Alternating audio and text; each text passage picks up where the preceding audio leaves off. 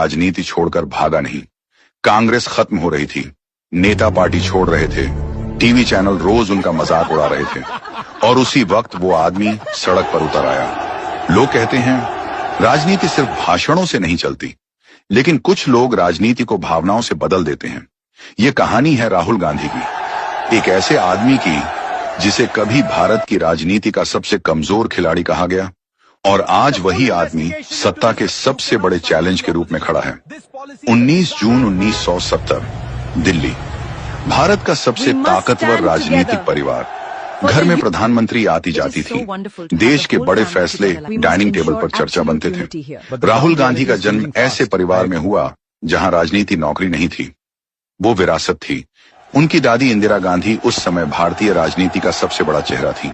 उनके पिता राजीव गांधी राजनीति में आने से पहले एयर इंडिया में पायलट थे। उनकी मां सोनिया गांधी इटली से भारत आई थी। बाहर से देखने वालों को लगता था कि यह परिवार दुनिया का सबसे भाग्यशाली परिवार है, लेकिन सच्चाई कुछ और थी। सत्ता जितनी ऊंची होती है, उसके दुश्मन भी उतने ही खतरनाक होते हैं। 31 अक्टूबर 1984, दिल्ली में सुबह गोलियों की आवाज गूंजी। प्रधानमंत्री इंदिरा गांधी को उनके ही बॉडीगार्ड्स ने गोली मार दी। पूरा देश हिल गया, लेकिन सबसे ज्यादा टूटा एक 14 साल का लड़का, राहुल गांधी। जिस दादी के साथ वो खेलते थे, जिसकी गोद में बैठते थे, वो अचानक हमेशा के लिए चली गई। उस दिन राहुल गांधी ने पहली बार समझा कि गांधी परिवार होना सिर्फ ताकत नहीं, एक खतरा भी है। इंदिरा गांधी की हत्या के बाद पूरा परिवार सिक्योरिटी के घेरे में आ गया। स्कूल जाना मुश्किल हो गया, दोस्त कम हो गए, सामान्य जिंदगी खत्म हो गई। समय बीता, लेकिन गांधी परिवार का दर्द खत्म नहीं हुआ।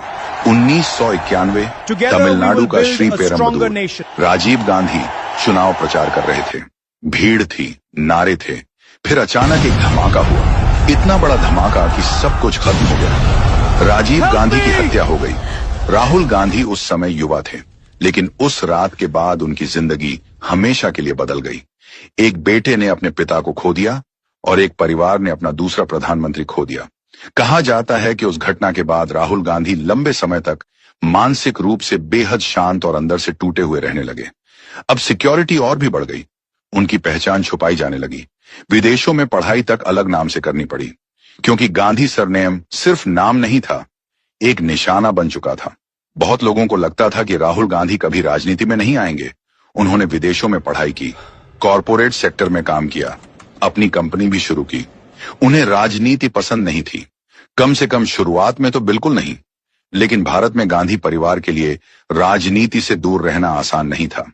कांग्रेस लगातार चाहती थी कि राहुल राजनीति में आए। कार्यकर्ताओं को लगता था कि गांधी परिवार के बिना पार्टी बिखर जाएगी। 2004 में आखिरकार राहुल गांधी ने राजनीति में कदम रखा। अमेठी से चुनाव लड़ा, वही सीट जो गांधी परिवार का गढ़ मानी जाती थी। देश भर में खबर फैल गई, राजनीति का नया गांधी आ गया। लेकिन राजनीति सिर्फ नाम से नहीं चलती, और यहीं से राहुल गांधी की असली परीक्षा शुरू हुई। 2004 में कांग्रेस की सरकार बनी, मनमोहन सिंह प्रधानमंत्री बने। लेकिन समस्या यह थी कि राहुल गांधी की इमेज साफ नहीं थी। लोग समझ नहीं पा रहे थे कि वो आखिर हैं क्या। क्या वो एक गंभीर नेता हैं या सिर्फ गांधी परिवार के वारिस? भारतीय राजनीति में इमेज सब कुछ होती है, और राहुल गांधी की सबसे बड़ी लड़ाई चुनावों से पहले उनकी इमेज से थी। टीवी चैनलों पर उनके भाषण काट कर दिखाए जाते, सोशल मीडिया पर मजाक उड़ाया जाता, हर छोटी गलती वायरल होती। धीरे धीरे पप्पू शब्द उनकी पहचान बन गया। राजनीति में विरोधी हमला करते हैं, लेकिन राहुल गांधी के मामले में पूरा नैरेटिव बन गया। उनके समर्थकों का कहना था कि उन्हें जानबूझकर कमजोर दिखाया जा रहा है। विरोधियों का कहना था कि वो राजनीति के लिए फिट नहीं है। फिर आया 2014, भारतीय राजनीति का सबसे बड़ा टर्निंग पॉइंट। नरेंद्र मोदी नाम का एक नेता पूरे देश में तूफान बन चुका था। भ्रष्टाचार के आरोपों से घिरी यूपीए सरकार कमजोर पड़ चुकी थी। जनता बदलाव चाहती थी, और बीजेपी ने पूरा चुनाव मोदी बनाम राहुल गांधी बना दिया। एक तरफ आक्रामक भाषण, मजबूत इमेज, बड़ी रैलियां, दूसरी तरफ राहुल गांधी जो अभी भी अपनी राजनीतिक पहचान खोज रहे थे। नतीजा आया, कांग्रेस सिर्फ 44 सीटों पर सिमट गई। इतिहास की सबसे बड़ी हार। पूरा देश हिल गया। टीवी चैनलों पर एक ही सवाल था, क्या कांग्रेस खत्म हो गई 2014 की हार के बाद कांग्रेस टूटने लगी। बड़े नेता पार्टी छोड़ने लगे, कार्यकर्ता निराश हो गए, राहुल गांधी गायब रहने लगे।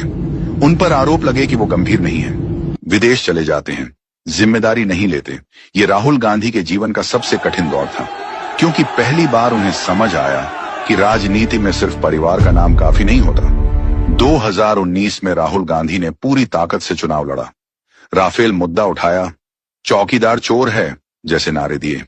लेकिन मोदी की लोकप्रियता और बढ़ चुकी थी, बीजेपी ने और बड़ी जीत हासिल की, और सबसे बड़ा झटका तब लगा जब राहुल गांधी अमेठी सीट हार गए। वो सीट जो दशकों से गांधी परिवार की पहचान थी। पूरे देश में मजाक उड़ा, लोग बोले अब राहुल गांधी खत्म हो गए। उन्होंने कांग्रेस अध्यक्ष पद से इस्तीफा दे दिया। कांग्रेस और कमजोर हो गई। लेकिन हर इंसान की जिंदगी में एक ऐसा दौर आता है जब या तो वो टूट जाता है या पूरी तरह बदल जाता है।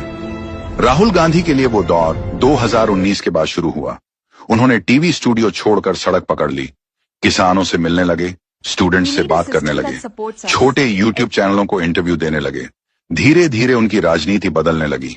2022 कांग्रेस कमजोर थी, बीजेपी अपने सबसे मजबूत दौर में थी। तभी राहुल गांधी ने एक ऐसा फैसला लिया जिसकी उम्मीद किसी ने नहीं की थी। भारत जोड़ो यात्रा, कन्याकुमारी से कश्मीर तक हजारों किलोमीटर पैदल यात्रा। लोगों को लगा यह सिर्फ राजनीतिक स्टंट होगा, लेकिन राहुल गांधी लगातार चलते रहे। धूप, बारिश, ठंड, भीड़, वो किसानों से मिले, मजदूरों से मिले, बच्चों से मिले, महिलाओं से मिले। टीवी पर जो आदमी